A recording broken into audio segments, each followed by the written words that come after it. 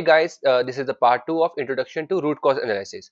So in the last video, we are solving the question. You are a PM analyst at Flipkart and you have seen a surge in negative reviews and it increased by 15%. तो जो हमने last video में क्या क्या करा था इस चीज के लिए, हमने सबसे पहले इस क्वेश्चन को क्लैरिफाई किया था और डिफाइन किया था कि ये क्वेश्चन है क्या, फ्लिपकार्ट क्या है, सर्ज इन नेगेटिव रिव्यूज क्या है, 15% क्या बढ़ा, कैसे बढ़ा, इस तरीके से। एंड देन उसके बाद हमने एक बहुत डिटेल एनालिसिस किया था उस क्वेश्चन को अंडरस्टैंड एंड एक्सप्लोर करने के लिए कि क्या पॉसिबल रीजंस हो सकते हैं इस क्वेश्चन, इस इफेक्ट को सर्ज होने के लिए। तो अब इस वीडियो में हम क्या करेंगे, जो हमने पॉसिबल केसेस देखे थे उसको हम हाइपोथाइज करेंगे एंड देन उससे निकालेंगे कि फाइनल रिजल्ट क्या आ रहा है इस सर्ज इन नेगेटिव रिव्यूज के लिए। But before moving forward, what we do, we will summarize what we done in the last video. So in the first we have a question that Flipkart has seen a surge in negative review by 15%. जो इतना छोटा सा question था, हमने उसको किस तरीके से एक ब्रॉड एक्सपेक्ट में तोड़कर उस क्वेश्चन को हमने डिफाइन करा था कि Flipkart as a e commerce business, और जो सर्ज इन नेगेटिव रिव्यू है वो क्या है कि जो उनकी एवरेज रेटिंग है किसी भी प्रोडक्ट की या ऐप की, उससे कम रेटिंग्स लोग दे रहे हैं। और जो हमने देखा था 15% इंक्रीज, वो हमने क्या देखा था, लास्ट 3 मंथ्स में देखा था, जो ग्रेजुअल था, और हमने ये फर्स्ट टाइम देखा था। सो ये सब जो चीजें हमने तोड़ी थी वो हमने किस तरीके से करी थी, एक through the method of product segmentation, कि फ्लिपकार्ट के यूजर क्या थे, फ्लिपकार्ट के कैटलॉग क्या था, उसका सेलिंग चैनल क्या था, मार्केटिंग सेगमेंट क्या था, प्लेटफॉर्म चैनल क्या था, पीएफएट क्या था, और not just a Flipkart for the other apps too. But if we want to solve this question, क्या हमको ये सारी चीजें जानना जरूरी है? क्या ये सारे क्वेश्चंस रेलिवेंट है इस क्वेश्चन के लिए कि फ्लिपकार्ट के जो नेगेटिव रिव्यूज हैं वो बढ़ गए? तो let's move forward and see कि क्या क्या क्वेश्चन रेलिवेंट है to explore more about this question. The first is the user segmentation. So सबसे पहले यूजर सेगमेंटेशन में हमारे दिमाग में क्या आता है कि क्या स्टेक होल्डर्स हैं इसके, and user, internal user and third party users. तो अब आप खुद ही अपना दिमाग लगाओ, नेगेटिव रिव्यूज बढ़ रहे हैं, अब नेगेटिव रिव्यूज देगा कौन? एंड यूजर्स ही देगा ना। तो क्या हमको ये क्वेश्चन पूछना जरूरी है इंटरव्यूअर को कि यार इंटरनल दे रहे हैं, थर्ड पार्टी दे रहे हैं या एंड दे रहे हैं? इट्स अ कॉमन सेंस कि एंड दे रहे हैं। तो एंड यूजर्स कौन हुए? हम लोग जो फ्लिपकार्ट यूज करके सामान खरीदते हैं। बट हमारे में भी बहुत कैटेगरी हो सकती है, जस्ट लाइक अ डेमोग्राफिक कैटेगरी, कि किस एज के हैं, किस जेंडर के हैं, क्या ऑक्यूपेशन है, किस रीजन से आ रहे हैं, like I am from north, someone from south, someone from east. तो किस रीजन के लोग ज्यादा नेगेटिव रिव्यू दे रहे हैं? और it could be like user journey, कि भाई मैं न्यू आया हूं तो न्यू मेरे जैसे नए यूजर्स दे रहे हैं, या फिर जो एक्टिव यूजर्स हैं, डोमिनेंट यूजर्स हैं, किस टाइप के यूजर्स दे रहे हैं? तो another thing is the frequency और द बिहेवियर थिंग, कि लाइक कितना यूज करते हैं, और द रेवेन्यू मॉडल पीपल, कि लाइक प्लस मेंबर्स हैं, फ्री मेंबर्स है, समथिंग लाइक दैट। तो हमने जो क्वेश्चंस आगे के पूछे उनके डेमोग्राफिक, यूजर जर्नी, वो हमने पूछा उनके एंड यूजर्स के पता होने पर। तो the question related to the what type of end users are using the Flipkart and giving the negative review is important rather than asking कि stakeholder ही क्या है। तो हमने इससे अचीव क्या करा? हमको इंटरव्यूअर से क्वेश्चन पूछने पे ये पता चला कि जो हमारे नेगेटिव रिव्यूज हैं वो एंड यूजर्स ज्यादा दे रहे हैं, और वो पैन इंडिया दे रहे हैं, फिर वो चाहे कोई भी डेमोग्राफिक के हो, कोई भी टाइप के यूजर्स हो। Second portion is the marketing segmentation. अब मार्केटिंग सेगमेंटेशन में क्या समझा कि किस तरीके से फ्लिपकार्ट मार्केटिंग करता है जिससे वो अवेयरनेस, एक्विजिशन, एडॉप्शन और रिटेंशन कर सके। व्हाट इफ कि हमारे मार्केटिंग सेगमेंटेशन के अंदर ही कुछ ऐसी फ्लॉ आ गया हो जिस वजह से लोग नेगेटिव रिव्यू दे, तो वो कुछ भी हो सकता है। व्हाट इफ कि पीपल को जो नया मार्केटिंग कैंपेन है वो पसंद ना आया हो, या फिर हो सकता है कि जो हमने उनको प्रॉमिस करा है वो डिलीवर नहीं कर सकते। तो मार्केटिंग सेगमेंटेशन का पूछने का मेथड ही हमारा यही है कि क्या हमने कुछ मार्केटिंग में चेंज करा जिस वजह से लोगों के इफेक्ट पड़ा और उन्होंने नेगेटिव रिव्यूज दिए। The third thing is a selling channel. अब सेलिंग चैनल तो ऑब्वियस है फ्लिपकार्ट के लिए कि यार वो बेच रहा है सिर्फ ई कॉमर्स और क्विक कॉमर्स पे। तो ये क्वेश्चन हमारे लिए इररेलेवेंट हो जाता है पूछना कि यार वो ऑफलाइन बेच रहा है क्या, वो डायरेक्ट सेलिंग कर रहा है क्या? नहीं, वो सिर्फ ई कॉमर्स और क्विक कॉमर्स कर रहा है। तो we can skip this question and goes to the direct to the platform channel. अब फ्लिपकार्ट कहाँ-कहाँ पे अवेलेबल है? एंड्रॉइड पे, आईओएस पे, वेबसाइट पे। अब एंड्रॉइड पे भी उसका है एंड्रॉइड ऐप, आईओएस पे उसका आईओएस ऐप। तो कहाँ पे नेगेटिव रिव्यूज आ रहे हैं? इट कुड बी एनीवेयर, उसके app store, play store, inside कुछ भी। The another thing is the catalogue in the feature. अब फ्लिपकार्ट बेचता क्या है? फ्लिपकार्ट तो सिर्फ एसक्यू कैटेगरीज बेचता है कि वो फैशन में है, इलेक्ट्रॉनिक्स में है, फूड में है। वो कोई सर्विस ऑफर नहीं करता, वो कोई सब्सक्रिप्शन मॉडल नहीं बेचता। तो यहाँ पे भी हमारा सिर्फ जो मेन क्वेश्चन होना चाहिए वो होना चाहिए कि किस टाइप के कैटेगरीज के अंदर हमको फ्लिपकार्ट में नेगेटिव रिव्यूज मिले हैं। And another thing is a P effect. तो पी एफेक्ट जो हम यहाँ पे सॉल्व करना चाह रहे हैं वो है नेगेटिव रिव्यूज। अब नेगेटिव रिव्यूज किसी भी बेस पे आ सकते हैं, लाइक प्रोडक्ट बेस पे, डिलीवरी बेस पर, कस्टमर सर्विस पे हम जाके पूछ सकते हैं कि यार किस टाइप की क्यूरीज हमारे पास ज्यादा आ रही है जो हमको नेगेटिव रिव्यूज में टर्न हो रही है, उसके रिफंड पॉलिसी, और उसको कुछ भी ऐप एक्सपीरियंस हो सकता है जिस वजह से नेगेटिव रिव्यूज बढ़े हैं। सो समनिंग अप दिस थिंग, हमने क्या क्या चीजें यहाँ पर अंडरस्टैंड करी। सबसे पहले कि यूजर सेगमेंटेशन के अंदर की नेगेटिव रिव्यूज सिर्फ एंड यूजर्स की तरफ से आ रहे हैं और वो ऑल इंडिया की तरफ, ऑल इंडिया में आ रहे हैं। प्लेटफॉर्म चैनल में हमने देखा कि बोथ iOS एंड एंड्रॉइड के अंदर भी नेगेटिव रिव्यूज आ रहे हैं और उनके लिए भी प्ले स्टोर और ऐप स्टोर पे नेगेटिव रिव्यूज आ रहे हैं। The third thing is marketing segmentation. जो हमने पूछा, उन्होंने बताया कि कोई भी चेंज नहीं करा हमने मार्केटिंग सेगमेंटेशन के अंदर। कैटलॉग इन फीचर तो मोस्टली जो हाई वैल्यू प्रोडक्ट्स और फेस्टिव आइटम्स है उसके अंदर हमको नेगेटिव रिव्यूज मिले हैं। सेलिंग चैनल तो सेम है, e commerce and quick commerce, क्योंकि वही सेम सामान बहुत जगह मिल रहा है, तो दोनों जगह पे नेगेटिव रिव्यूज आ रहे हैं। And the P effect is क्या प्रॉब्लम फेस कर रहा है यूजर उसके अंदर। So, after exploring and understanding the problem, there comes the step of hypothesizing the potential causes.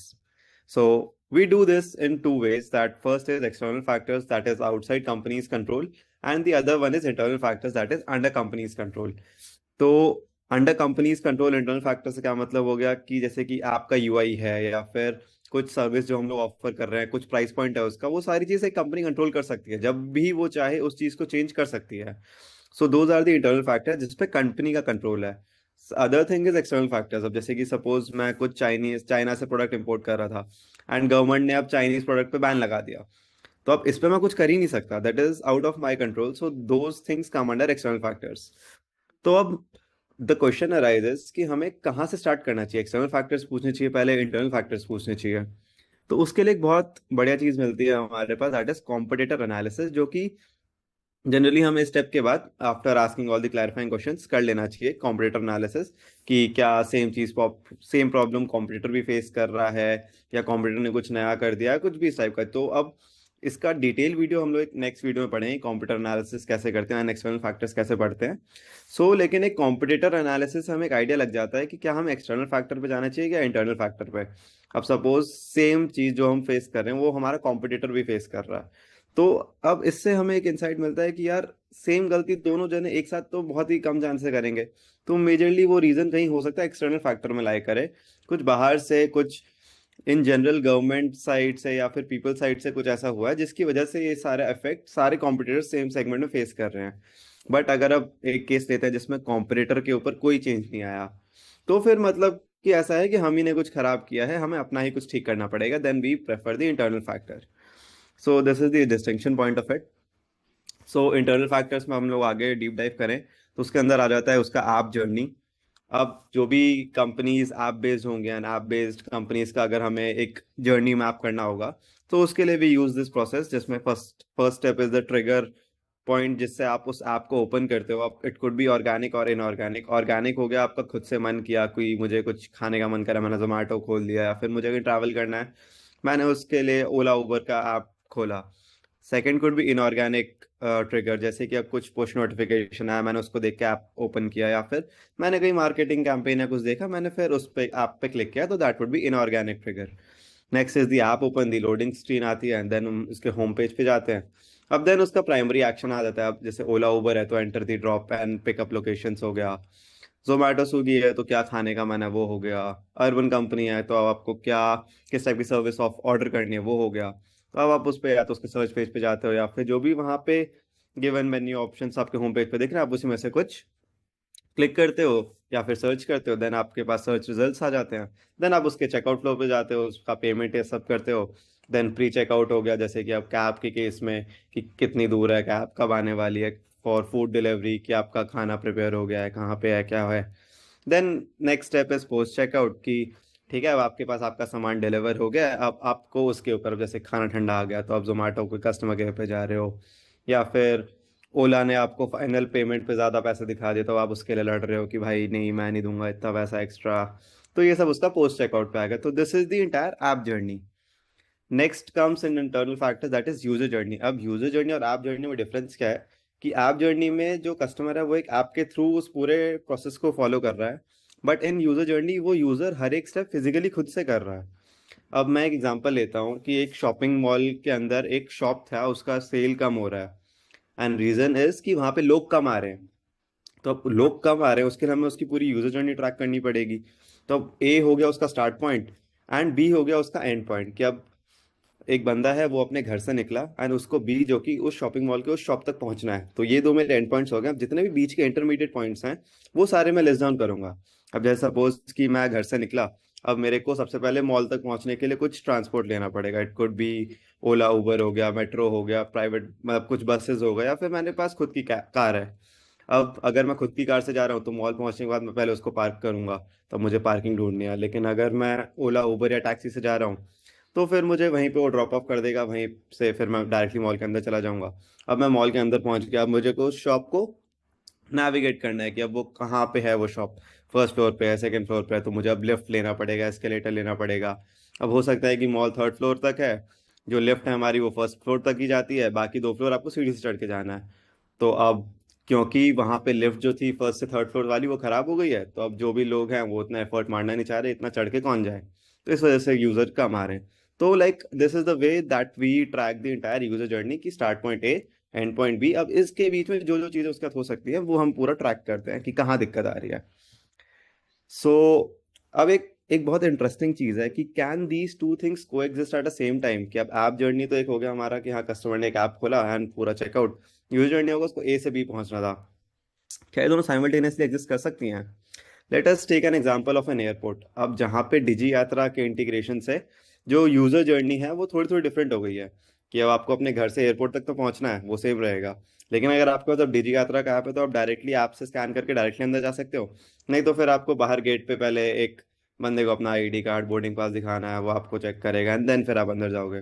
And then फिर मतलब पूरे एयरपोर्ट के अंदर भी फिर जिसका बोर्डिंग पास है एंड जो भी आपको लाइक आइडिया होगा इस चीज़ का कि डिजी यात्रा एंड नॉर्मल यूजर जर्नी कैसे को एग्जिस्ट करके आपका एक पूरा फ्लो बनाती है for an airport. They can exist individually as well, independently, जैसे जो हमने पहले दो केसेस बात कर, and they can coexist as well, जैसे कि एयरपोर्ट एंड डिजी यात्रा वाला केस जहाँ पे physical journey and app journey को exist at the same time. Next comes the supply chain. अब सप्लाई चेन में आपका आ जाते हैं तीन चीजें: procurement, processes and transfer. Procurement हो गया हमने उसका रॉ मटेरियल कहाँ से उठाया, जैसे कि आप किसी वेंडर से ले रहे हैं, मैन्युफैक्चरर से ले रहे हैं। प्रोसेस के अंदर आ गया कि उसका क्वालिटी चेक हो गया, पैकेजिंग हो गया, स्टॉकिंग हो गया, इनबाउंड हो गया, आउटबाउंड हो गया, या फिर ट्रांसफर। अब एक बहुत सिंपल बेसिक एग्जांपल की मैं बात करूं, जैसे सपोज फ्लिपकार्ट है। तो फ्लिपकार्ट जो है अपने को एक ई कॉमर्स प्लेटफॉर्म है, वो सामान सेल करता है, हमें हमारे तक लेके आता है।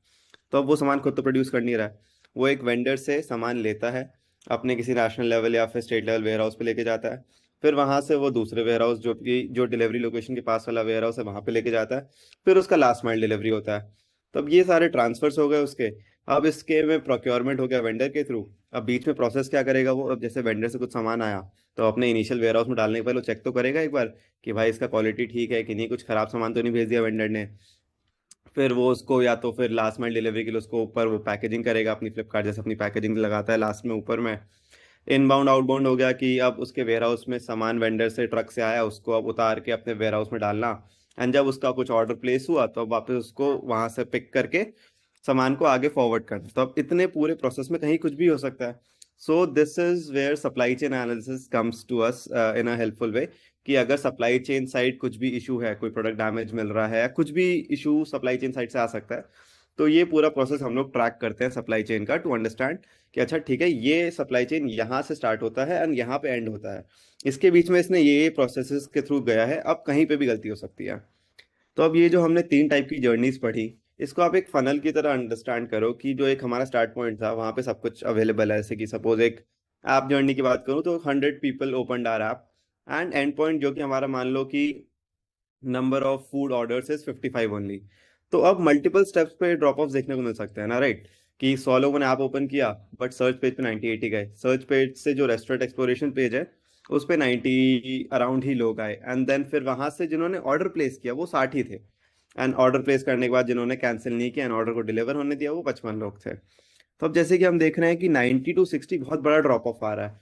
तो जिस भी एरिया पे, जिस भी पॉइंट पे जो हमारा स्टार्ट पॉइंट और एंड पॉइंट है इस पूरी तीन टाइप की जर्नीज में, जहाँ पे भी सबसे बड़ा ड्रॉप होगा, हम लाइक अपने इंटरव्यूअर से पूछेंगे कि यार इस स्टेप से इस स्टेप तक कुछ प्रॉब्लम है, कोई भी ड्रॉप ऑफ हमें ज्यादा देखने को मिल रहा है।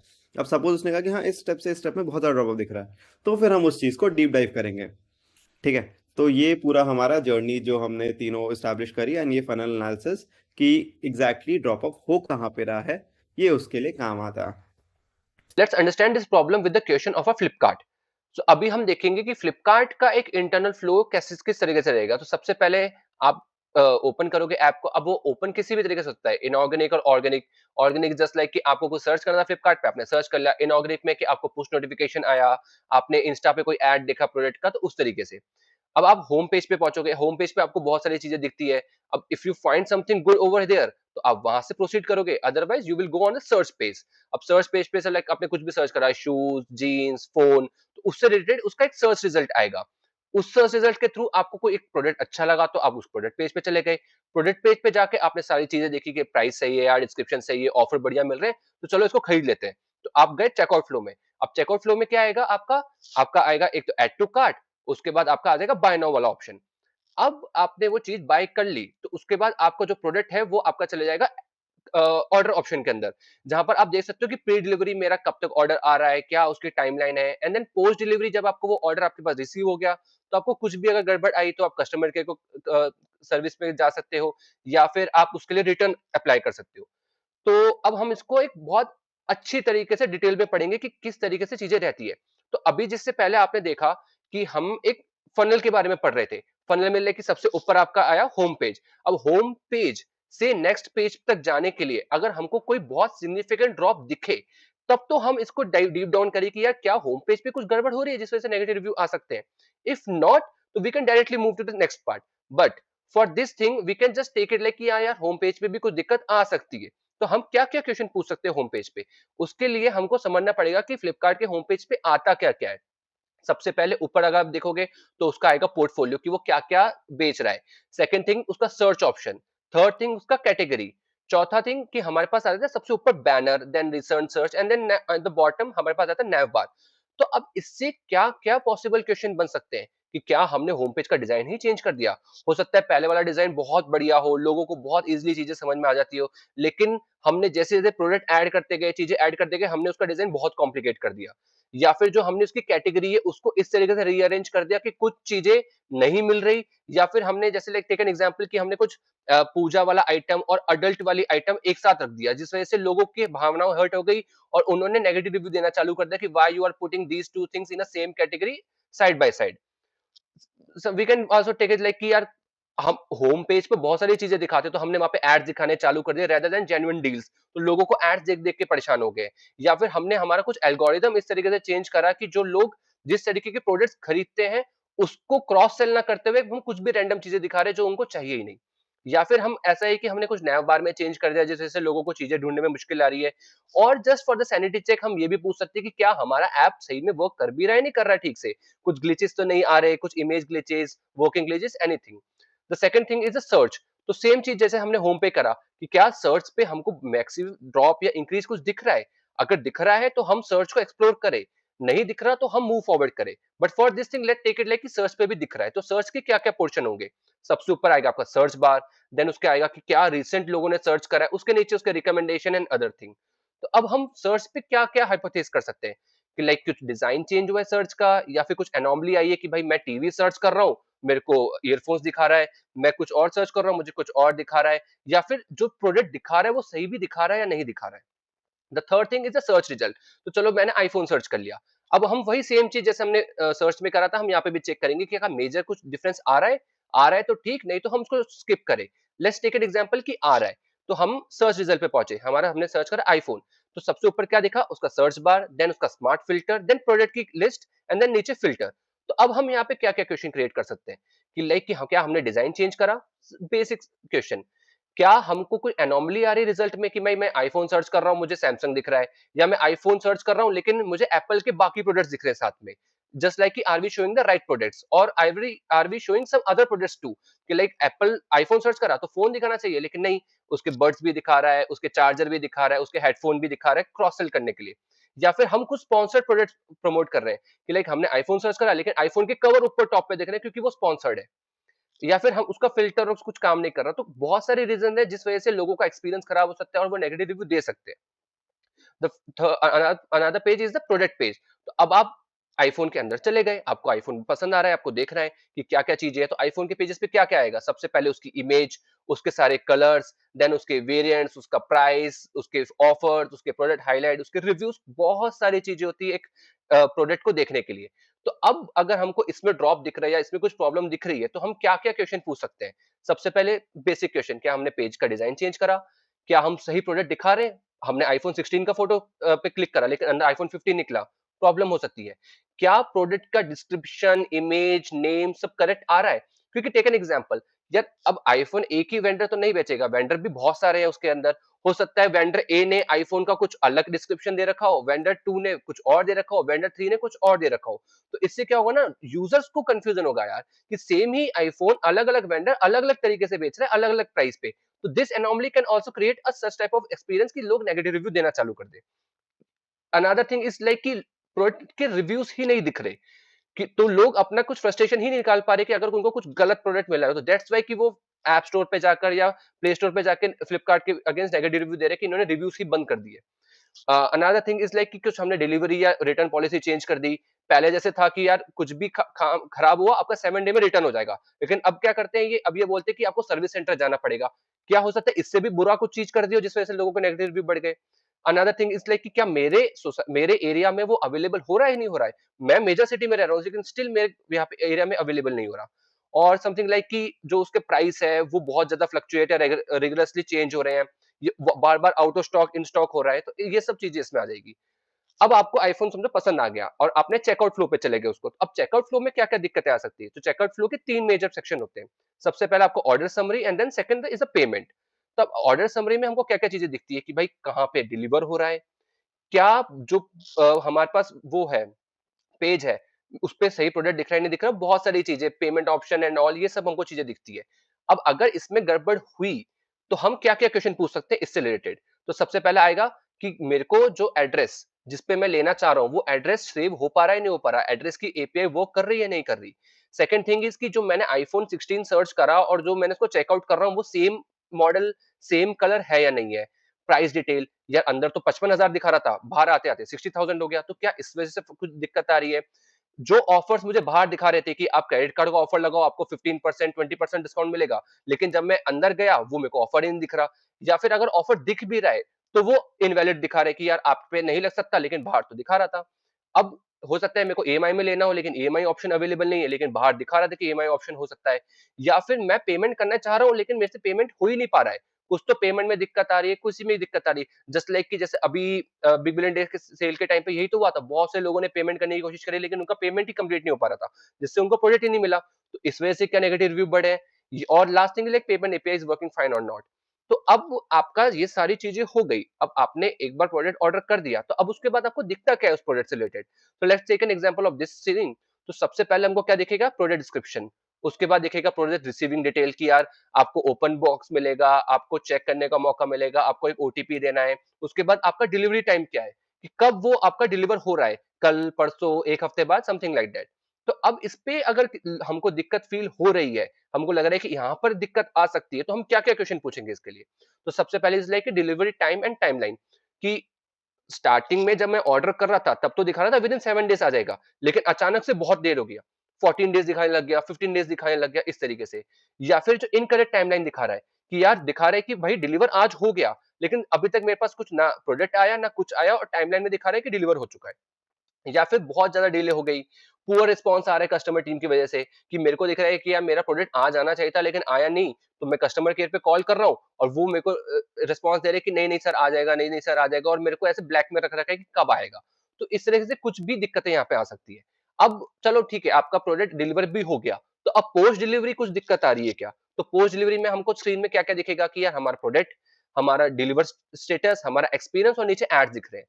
तो अब यहाँ पर पोस्ट डिलीवरी हम क्या-क्या हाइपोथेसिस बना सकते हैं, कि लोगों की डिलीवरी जो डिले हो गई, या फिर जो डिलीवर हुआ उसका पैकेज ही बहुत गंदा आया, एकदम टूटा-फूटा सा, उसकी वजह से जो प्रोडक्ट है वो गलत आ गया, या प्रोडक्ट ही गलत आ गया, प्रोडक्ट टूटा हुआ आया है, रिटर्न इनिशिएट वर्क नहीं कर रहा है, पुअर रिस्पॉन्स आ रहा है कस्टमर टीम की वजह से, मैं उनको कॉल कर रहा हूँ कि यार मेरा प्रोडक्ट सही नहीं आया, वो बोल रहे हैं कि ठीक है हम देख रहे हैं, डिले हो गया, कि मैंने उन्होंने बोला कि 7 डे के अंदर डिलीवर आपका आ जाएगा रिटर्न होने, लेकिन अब तक 14-15 डेज हो गए, अभी तक वो आया ही नहीं बंदा मेरा प्रोडक्ट लेने। या फिर चलो लेके चला गया, लेकिन 3 से 5 दिन हो गए, अभी तक मेरा पेमेंट वापस नहीं आया है। तो ऐसे बहुत सारी दिक्कतें हो सकती है जिस वजह से एक यूजर किसी भी प्लेटफॉर्म या ऐप प्रोडक्ट के लिए नेगेटिव रिव्यू दे सकता है। तो अभी तक हमने जैसे देखा कि हमने पूरा इंटरनल फ्लो को यहाँ पे समअप करा है। तो अब हमारा फाइनल कंक्लूजन क्या बनेगा इसके लिए? तो हमने जैसे देखा कि हमारे ऐप के अंदर बहुत सारे नेगेटिव रिव्यूज बढ़ रहे हैं और वो भी मल्टीपल स्टेजेस पे बढ़ रहे हैं। जैसे कि प्री डिलीवरी पे, पोस्ट डिलीवरी पे, हमारा जहाँ पे प्रोडक्ट पेज था वहां पर, जिससे लोगों को क्या हो रहा है, उनकी रिलायबिलिटी और उनका फुलफिलमेंट कंप्लीट नहीं हो रहा। इससे हो क्या रहा है कि जो कस्टमर का एक्सपीरियंस है वो after the purchase and before the purchase खराब हो रहा है और उनका ट्रस्ट और रिपीट यूसेज भी कम हो रहा है। अब ओवरऑल जो एक्सपीरियंस का इशू है, हम उसको अगर सम अप करें तो वो आ रहा है कि आउट ऑफ स्टॉक हो रहे हैं प्रोडक्ट्स बार-बार, जिस वजह से लोग फ्रस्ट्रेट हो रहे हैं। सीवियर डिले हो रहे हैं, लाइक 5 दिन में आना था 15 दिन में आ रहा है, जिस वजह से लोगों की एंग्जायटी और उनका कॉन्फिडेंस खत्म हो रहा है प्लेटफॉर्म पे। और साथ में पुअर कस्टमर सपोर्ट कि लाइक लोग कंप्लेन कर रहे हैं यार कि मेरा प्रोडक्ट नहीं आ रहा है, लेकिन स्टिल कस्टमर सपोर्ट वाले क्या कर रहे हैं, वो बोल रहे हैं कि आ जाएगा सर, आ जाएगा सर, आ जाएगा सर। तो इस तरीके से चीजें हो रही है। प्रोडक्ट रिलेटेड इश्यूज क्या आ रहे हैं कि यार हमारा प्रोडक्ट डैमेज आ रहा है, हमारा प्रोडक्ट इनसफिशिएंट क्वालिटी का आ रहा है। तो लेते के लिए एग्जांपल कि यार अब आपने दिवाली है, आपने बढ़िया एक शैंडलियर मंगवाया अच्छा फ्लिपकार्ट से 25-30 हजार का। अब वो आया ही इतना लेट, ऊपर से दिवाली भी निकल गई, टूटा हुआ आ रहा है, तो लोगों का क्या होगा, लोगों का फ्रस्ट्रेशन बढ़ेगा। वो कंप्लेन करेंगे, वो कंप्लेन करेंगे कस्टमर सपोर्ट पे कि यार मेरा प्रोडक्ट इस तरीके से खराब आ रहा है, मेरा प्रोडक्ट डिले आ रहा है। तो अब आप सोच सकते हो कि यार डिले भी हो रहा है, प्रोडक्ट टूटा हुआ भी आ रहा है, प्रोडक्ट आउट ऑफ स्टॉक भी हो रहा है। तो यार कहीं तो कुछ तो गड़बड़ होगी बैकएंड में, जिस वजह से ये पॉसिबल रीजंस हो रहे हैं। तो क्या हो सकता है? अब हमारा जो सामान आता है, वो आता है सीधा फ्लिपकार्ट से, लेकिन वो फ्लिपकार्ट किन प्रोसेस से उस सामान को लेके जाता है, जिस वजह से ये सारी चीजें हो सकती है। उस चीज को समझने के लिए हमको क्या करना पड़ेगा, हमको उसका फंडामेंटल फेलियर समझना पड़ेगा कि किस प्रोसेस पे वो फंडामेंटल फेलियर आ रहा है। तो उसके लिए चलते हैं हम सप्लाई चेन एनालिसिस पर। अब फ्लिपकार्ट ऐसा तो है नहीं कि खुद चीजें बना रहा है, फ्लिपकार्ट किसी मैन्युफैक्चरर के पास जाएगा और वो मैन्युफैक्चरर से सामान लेके हमको डिलीवर करेगा, लेकिन उसके बीच में बहुत सारे स्टेप्स होते हैं जहां पर फ्लिपकार्ट कर सकता है गलती, जिस वजह से ये दिक्कत हो रही है। तो टेक एन एग्जांपल कि फ्लिपकार्ट लिया, उसने शैंडलियर लिया एक मैन्युफैक्चरर से और उसने ऑर्डर करा उसको। अब वो ऑर्डर आया उसके पास, उसने उसकी सैनिटी चेक में उसका सारा क्वालिटी चेक करा कि यार सामान कैसा है, क्वालिटी कैसी है, ठीक है या नहीं है, एंड देन उसको उसने अपने नेशनल लेवल वेयर हाउस में सेव कर लिया। अब नेशनल लेवल वेयर हाउस कहीं भी हो सकता है, जस्ट लाइक कि नॉर्थ इंडिया का एक दिल्ली में हो गया, साउथ का एक बैंगलोर में हो गया, ईस्ट का कहीं महाराष्ट्र में हो गया, और आप ईस्ट का कहीं कोलकाता में हो गया और वेस्ट का कहीं महाराष्ट्र में हो गया, इस तरीके से। अब समझो जैसे मैं हूँ गुड़गांव में, तो मैंने ऑर्डर करा यहाँ से, तो अब वो नेशनल वेयर हाउस से क्या करेगा, उसको लेके आएगा स्टेट वेयर हाउस में हरियाणा के, और वो हो सकता है गुड़गांव के पास ही हो। फिर वो क्या करेगा, वहां से उठा के जो मेरा सेक्टर है सिटी लेवल का, वहां तक वो सामान लेके आएगा और फिर वो जो स्मॉल डिलीवरी एजेंट्स है वो लाके मेरे को देंगे। अब जो हमारी प्रॉब्लम है कि हमारा सामान टूटा हुआ आ रहा है या हमारा सामान डिले हो रहा है, वो किसी भी लेवल पे हो सकता है। डिले इन द सेंस कि यार नेशनल लेवल जो हमारा बड़ा दिल्ली के पास वेयर हाउस, वहां से स्टेट तक आने में बहुत दिक्कतें हो गई, या फिर स्टेट से सिटी के आने में दिक्कत हो गई और सिटी से हमारे घर पे आने में दिक्कत हो गई। बट ये है पैन इंडिया गलती, ये हमको पैन इंडिया से नेगेटिव रिव्यूज आ रहे हैं इससे रिलेटेड। तो क्या डिलीवरी वाले एजेंट्स गलती कर सकते हैं? मतलब आप सोचो कि 1 करोड़ डिलीवरी एजेंट्स वर्क कर रहे हैं एक दिन के अंदर पूरे पैन इंडिया, और एक साथ 1 करोड़ लोगों ने गलती कर दी, which is a highly less chance, मतलब इम्पॉसिबल ही मान के चलो। सिटी लेवल में भी नहीं कर सकते, क्योंकि यार सिटी लेवल में भी बहुत सारे लोग हैं जो एक साथ गलती नहीं कर सकते। तो इट्स माइट बी कि यार कुछ नेशनल लेवल पे गलती हो रही है, जहां पर जो मैन्युफैक्चरर से प्रोडक्ट आ रहा है, या तो उसकी सेफ्टी चेक ठीक से नहीं हो रहा, हो सकता है कि 50% ही चेक कर दिया और 100 पूरा परसेंट भेज दिया, जिसमें से बहुत सारे बेकार निकले, या फिर जिस तरीके से प्रोडक्ट को हैंडल करा जा रहा है, क्योंकि यार शैंडलियर कोई स्टडी प्रोडक्ट नहीं है, वो हो सकता है कि यार थोड़ा कम हैंडलिंग के चक्कर में वो टूट गया हो। You can take an example of phone 2, कि यार कि फोन आ रहा है, लेकिन इतना ज्यादा ऑर्डर आया है यूजर्स के तरफ से कि जो डिलीवरी होनी है वो एक ही ट्रक के अंदर 50 की कैपेसिटी है तो वो 100 डिलीवर कर रहे हैं, जिस वजह से क्या हुआ कि उन्होंने जिस तरीके से स्टैक करा वहां पे दिक्कत आ गई। तो ऐसे मल्टीपल पॉसिबल रीजंस होते हैं जिस वजह से सप्लाई चेन के अंदर कहीं भी दिक्कत हो सकती है और नेगेटिव रिव्यू बढ़ सकते हैं। बट सप्लाई के अलावा भी एक एक्सपीरियंस इशू आता है जिस वजह से नेगेटिव रिव्यू बढ़ते हैं, वो आते हैं कस्टमर सपोर्ट और डिलीवरी पार्टनर्स की तरफ से, कि लाइक अब सामान खराब आया, हम डिलीवरी वाले को पूछते हैं यार कि क्यों आया खराब ये वो, अब वो तो बोलेगा कि भैया मेरे को तो जो आगे से सामान आया मैंने दे दिया। तो हम उसका कंप्लेन करेंगे कस्टमर सपोर्ट पे, और कस्टमर सपोर्ट भी क्या ही करेगा, कस्टमर सपोर्ट के पास तो मिलियंस कॉल्स आ रहे हैं दिन के इसकी वजह से। तो हो सकता है वो फ्रस्ट्रेट हो गए हो, जिस वजह से वो नए जो कस्टमर सपोर्ट्स आ रहे हैं, कंप्लेन उसको ठीक से हैंडल ना कर पा रहे हो, अनपोलाइट वे में रिप्लाई कर रहे हो, जिस वजह से लोगों को लगे कि यार मैंने इतना महंगा सामान मंगाया और ये मेरे को कदर भी नहीं कर रहे, मैंने 50,000 का सामान मंगाया और 50 रुपए की सर्विस भी नहीं दे रही है। तो किसी भी रीजन की वजह से नेगेटिव रिव्यू बढ़ सकता है। तो अभी तक जब हमने ये पूरा आज वीडियो में देखा कि किस तरीके से एक प्रॉब्लम को तोड़कर, उसके एक्सपीरियंस को देखकर, उसके फ्लो को देखकर, उसके बैक एंड रीजन में जाकर हम निकाल सकते हैं कि क्या पॉसिबल रीजन है जिस वजह से एक इफेक्ट जनरेट हो सकता है। फिर वो चाहे उबर में हो, फिर वो चाहे फ्लिपकार्ट में हो, वो अमेज़न में हो, वो किसी भी सेक्टर में हो। यही एक प्रॉपर एक फ्लो बनता है जिस जिस तरीके से हम कर सकते हैं, और ये एक एक्सपेंडेड होलिस्टिक व्यू है। अब हम नेक्स्ट वीडियो में क्या करेंगे, हम आपको एक स्मार्ट व्यू बताएंगे, स्मार्ट, शॉर्ट एंड स्वीट, कि कैसे आप इतना बड़ा जो हमने यूजर फ्लो करा, हमने प्रोजेक्ट सेगमेंटेशन करा, उसको बाईपास करके हम सीधा एक पॉइंट पे आ सकते हैं कि जहां पर हमको ये दिक्कत आ रही है। So till then, it's goodbye and then see you in the next video.